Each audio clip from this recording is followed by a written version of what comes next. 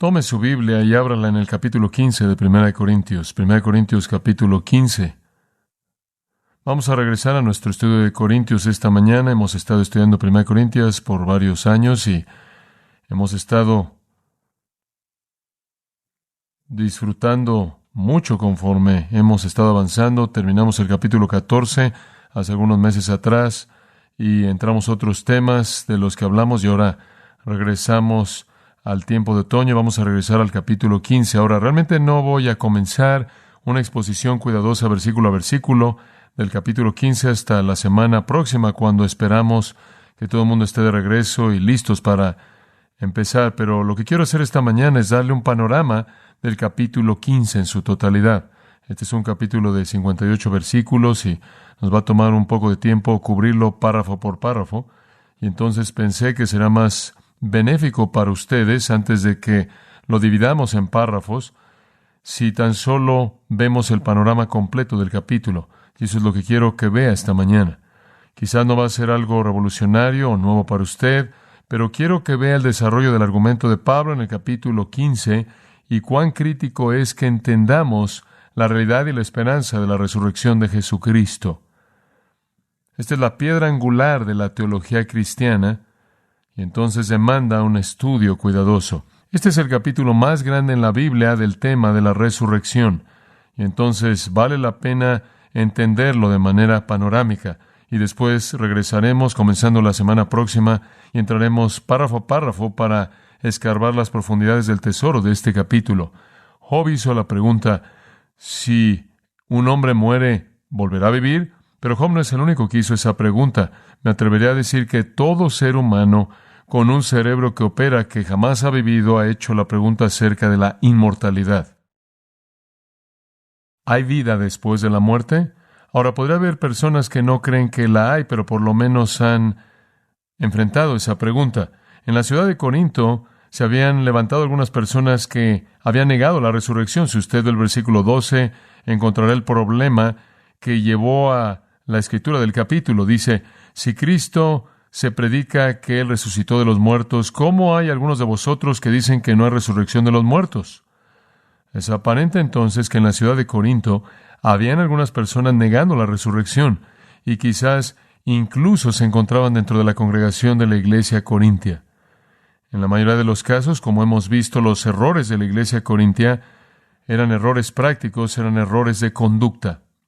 Pero en este capítulo llegamos al error primordial, y es el asunto de la resurrección.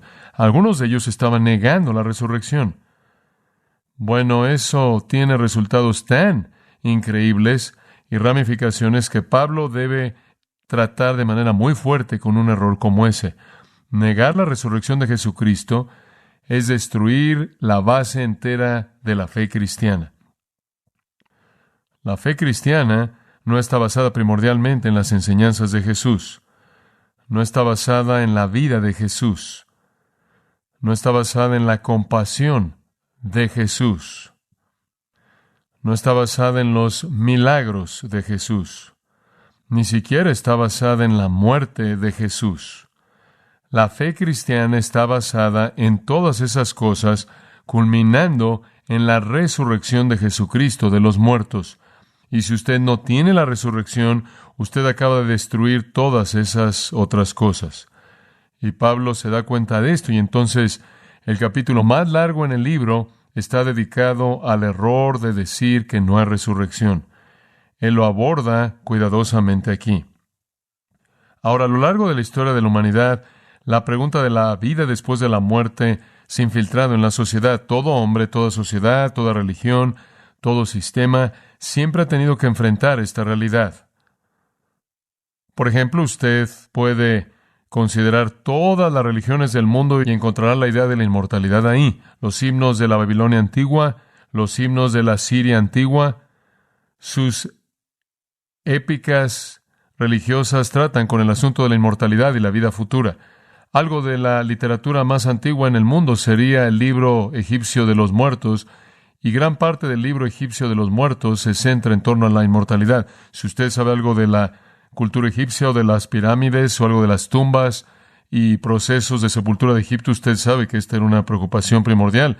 Los egipcios creían que el alma no podía disfrutar de la inmortalidad a menos de que el cuerpo fuera preservado, y entonces embalsamaban a personas que eran dignas de inmortalidad. Recientemente en la ciudad de Chicago, el rey Tut estuvo ahí en una exhibición. El rey Tut es muy antiguo, miles de años de antigüedad. Sin embargo, él ha sido preservado. Nunca olvidaré, estando en el Cairo, en el Museo del Cairo, y viendo hacia abajo, de mi nariz hacia abajo, a la nariz de un faraón que estuvo vivo cuando Moisés vivió. Y él todavía tenía cabello en su cabeza debido a la manera tan tremenda en la que los egipcios podían embalsamar. Las pirámides enormes y las tumbas que han sido cavadas en las rocas en la tierra del Nilo, el embalsamar de manera tan cuidadosa a los muertos muestran que tenían una gran esperanza de la inmortalidad. De hecho, normalmente sepultaban con sus muertos una copia del libro de los muertos para que pudieran tener un mapa para saber por dónde ir después de la muerte. Cuando encontraron la tumba del faraón Keops, descubrieron que habían en otras tumbas, descubrieron un barco solar por el cual él iba a poder flotar por los cielos que no estaban trazados. En la India, los registros del hinduismo y del brahmanismo, como se describe en el Rig Veda, detallan la inmortalidad. El budismo, el cual más tarde se desarrolló a partir de ese hinduismo inicial, introdujo la idea de la transmigración de almas después de la muerte. En Persia, el zoroastrianismo estableció una enseñanza de vida después de la muerte involucrando un dualismo.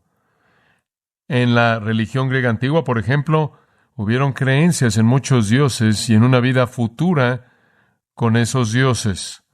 De hecho, en muchos cadáveres griegos colocaban una moneda entre los dientes para que la persona muerta tuviera la tarifa para pagar su cruce por el río místico, fuera cual sea el río místico. En Roma adoraban a Júpiter y a Minerva y esperaban al mundo de las sombras de los muertos. En China y Japón, la creencia en la inmortalidad adoptó la forma de la adoración a los ancestros.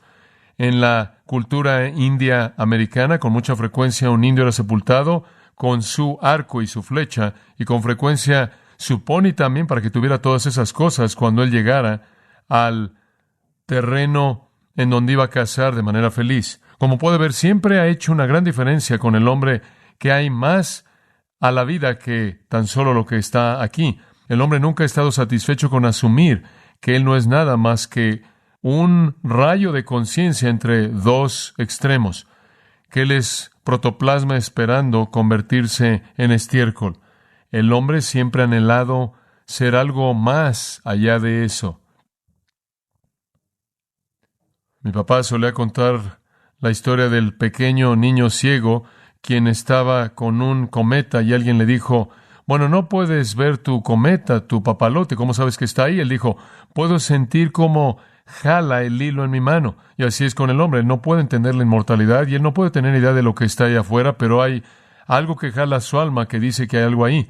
Jean Charles Brown de la Universidad de Yale dijo que hay 3 cosas que nunca podría creer. 1, que Dios creó un mundo como el nuestro y le dio la espalda. 2, que Él creó al hombre y lo dejó en la tumba. 3, que Él implantaría un deseo por la inmortalidad en el corazón del hombre y no lo va a satisfacer. Y entonces el hombre siempre ha anhelado la inmortalidad. El hombre siempre ha buscado la inmortalidad. El hombre siempre ha tratado de definir la inmortalidad. Está ahí.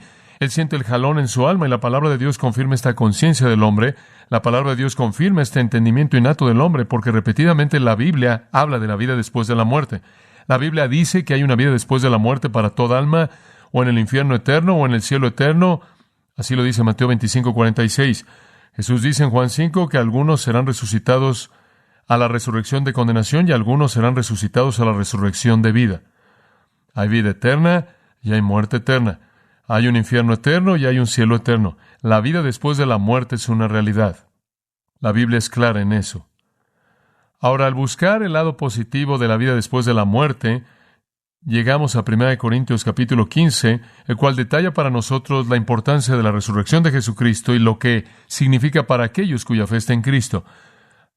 En algún momento, en otra ocasión, hablaremos del aspecto negativo de la resurrección de la condenación en el infierno. Pero para esta ocasión, 1 Corintios está ocupado con la importancia del hecho de que Jesús resucitó y de que debido a que Él vive, vosotros también viviréis. Ese es el tema de Pablo. Él va a confrontar a los que niegan a la resurrección y va a mostrar por qué hay evidencia y por qué es necesario que creamos que Jesús murió y resucitó y que viviremos también en la vida de resurrección. Por cierto, este es el tema de la mayoría de la predicación apostólica. La resurrección es mencionada 104 veces en el Nuevo Testamento. Es el punto más profundo y prominente en toda la predicación apostólica del libro de los Hechos, desde el comienzo mismo en Hechos capítulo 1, cuando Judas había hecho lo que hizo y se había quitado su vida, y las filas de los discípulos debían ser reemplazados con un miembro número 12, cuando la decisión debía ser tomada. Se afirmó que el criterio fue Hechos 1, 21 y 22, que Él fuera un testigo con nosotros de la resurrección. ¿Por qué? Porque ese iba a ser el tema de proclamación clave del ministerio apostólico. Y entonces, esa debía ser una característica de cualquier persona que cumpliera con la función de apóstol. El primer sermón que Pedro jamás predicó fue el gran sermón liberador que liberó a tantos miles de personas de su pecado en el día de Pentecostés. Fue un sermón en torno a la resurrección. A este Jesús Dios lo resucitó, de quien vosotros todos sois testigos, dijo Pedro. Cuando los apóstoles más adelante en el libro de los Hechos fueron llenos del Espíritu Santo, dice que con gran poder dieron los apóstoles testimonio de la resurrección del Señor Jesús. La doctrina central de Pablo en el Areópago en Hechos 17 fue la resurrección. En Hechos 26, cuando los judíos atraparon a Pablo e intentaron quitarle la vida, él recibió ayuda de Dios y después él predicó la resurrección.